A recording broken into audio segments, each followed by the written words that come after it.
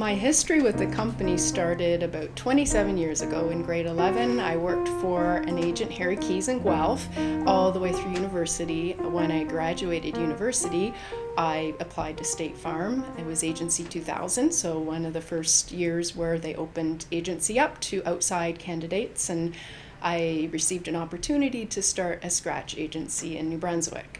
So I was there for 8 years and built up a business, and was then recruited into the DAFO and was an agency field consultant for 3.5 years, at which time I then returned to agency. I loved it so much, and have been here for 6.5 years in the north end of London. I have 5 team members currently. So Karen Walker has been with me since the beginning, and she specializes in claims as well as billing and service. I have Bill Reed, who's been with me from the beginning as well, and Bill has over 25 years experience in the company as well, and he specializes in fire, life, as well as auto sales. And I have Jai Zhu, who started with me 4 years ago. She specializes in our Chinese market, Mandarin and Cantonese speaking families, and she specializes in new sales. And Cassie Lee started with me in May this year. She also helps with billing as well as service and sales. And Ida Lee started with me as well May this year. She's part-time, but she's mainly focusing on commercial as well as new sales.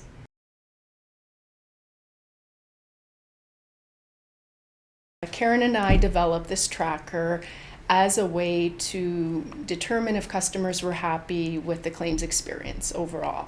And also it gave us information to be able to go back to management with concrete details to give valid feedback, whether it be positive or negative.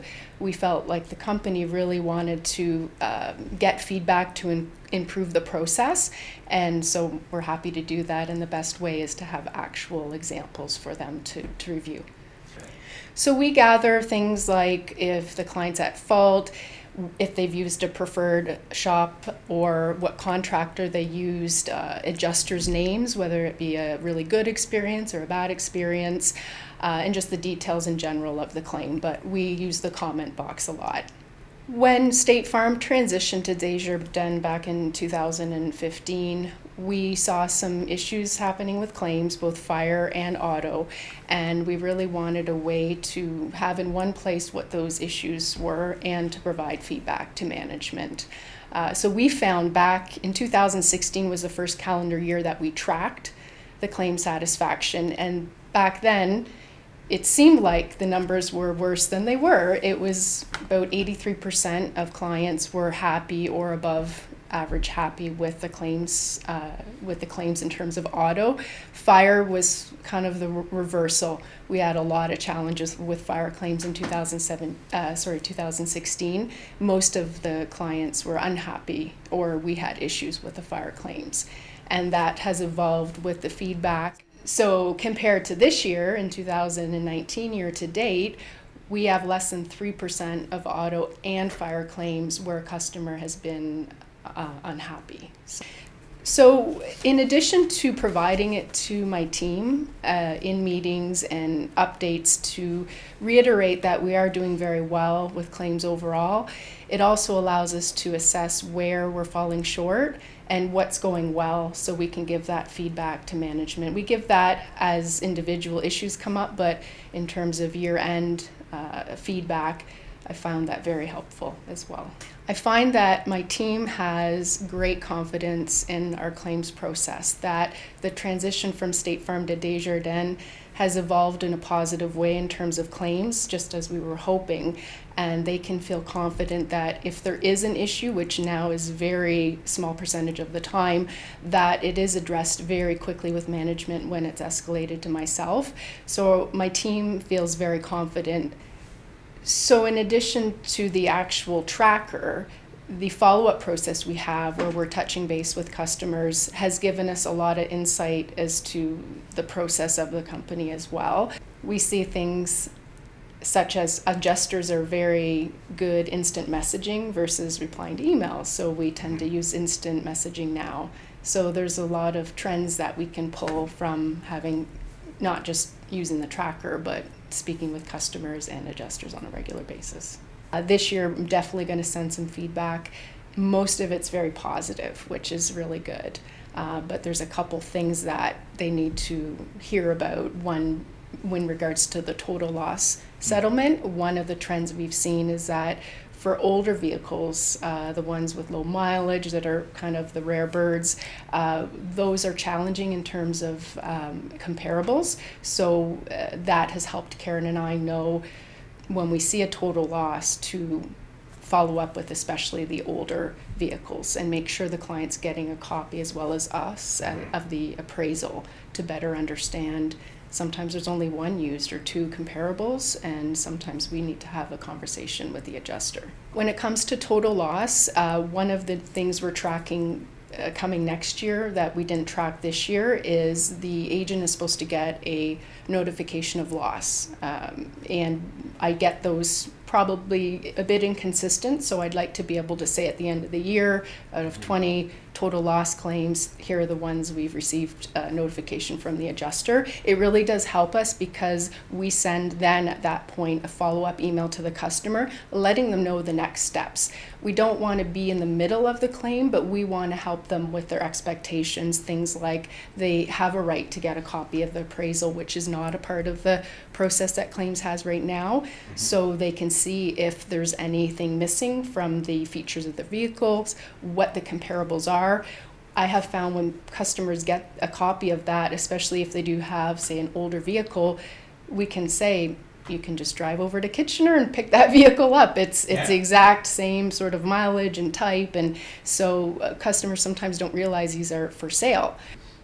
Well, the first part is when we take the claim call initially, all team members are involved in taking that claims call, and there's a certain amount of information that we need to provide to Karen who follows up with claims. Things like, is the car drivable? Was there anybody injured? Did we give our spiel on the select shop?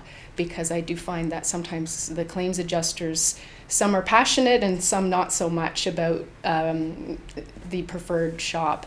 So we need to make sure we do our job in letting them know what the benefits are, because we have found, again, through the tracker, that if a trend is that the claim is not going well, sometimes that is because they did not choose a select shop. So when we can provide them the benefits ourselves, knowing we're the ones that are going to follow up when there is a claims issue, then we can at least say that we've advised them of that. And I find almost every case when we give our explanation of the benefits, the client will go with a preferred shop, even if they are in between that decision. Basically what the process is as soon as a client calls in with a claim, we start the initial claims process and then refer them on to claims. And at that point, after we've left the call, we leave a note in our household comments, just very brief information about the claim. And that way, when the contact shows up in East, I've got a little preliminary information about the claim. At that point, that's when I would record the information that we keep track of on the claims tracker. We put the client's name, their claim number, the date of the loss, if fault's been determined, if it's at fault or not at fault, whether it's one of our shops or not, and any pertinent details about the claim. So if there's something really unusual about the claim, we've got a section that I would record the details on.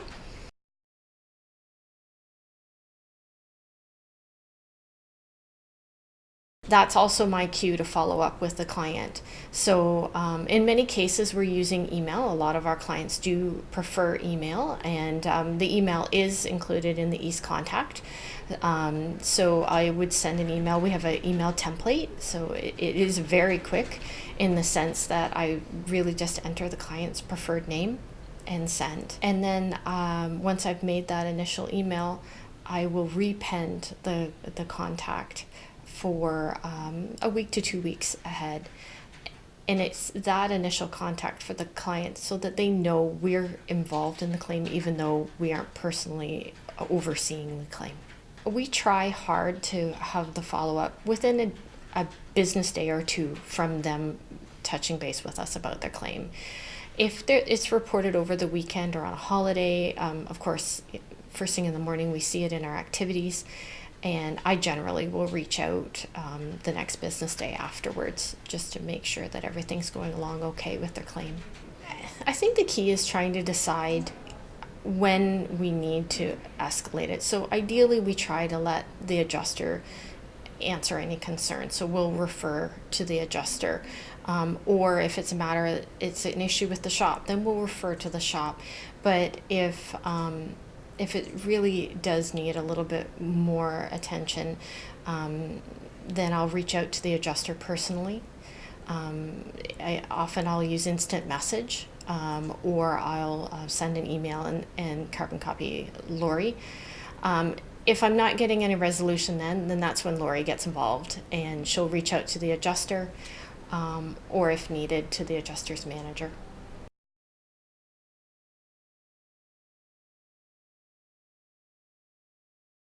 So when clients are happy with the process, I will often share that email or that information with the team.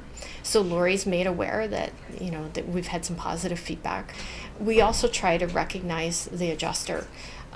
So Lori would go to the manager and let the manager know that the clients had a good experience. We will often send thank you cards to the client that will include business cards asking for referrals, and we've also sent TIM cards as a thank you.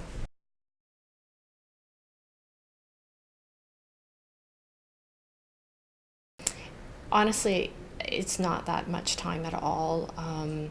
For me, from the time I receive the contact in East to sending the email, by the time I fill in maybe 5 minutes. And if I get a response from a client, then that, obviously I may respond to it depending on the situation, but it's not a lot of time at all. Since we've been doing this, we have not lost any clients due to claims either. Even the claims where things have kind of gone awry, in the end the client has stayed with us, and we feel that the claim satisfaction is higher, especially if the client knows we're involved.